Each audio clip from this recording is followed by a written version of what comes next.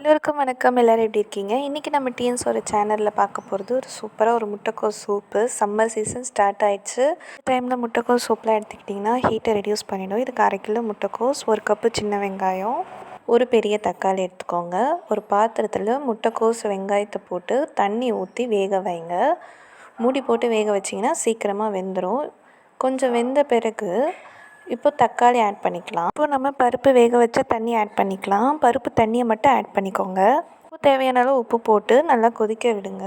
இப்போது 1/2 கரண்டி பெருஞ்சீரகம் ஆட் பண்ணி கொஞ்சம் துருகின தேங்காய் பால் எடுத்துக்கோங்க.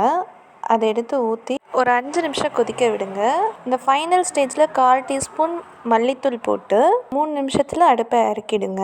முட்டைக்கோஸ் சூப் ரெடி ஆகிடுச்சு. இதில் வயிற்று அல்சர், தொண்டை புண்ணெலாம் இருக்கிறவங்க சாப்பிட்டிங்கன்னா உடனே க்யூர் ஆகிடும். எப்போதும் போல் ஒரு பேராசிட்டமால் போகாமல் காய்கறியிலே நம்ம க்யூர் பண்ணிடலாம். இந்த வீடியோ உங்களுக்கு பிடிச்சிருந்தா like, share, comment and two subscribe. நன்றி, பாய்.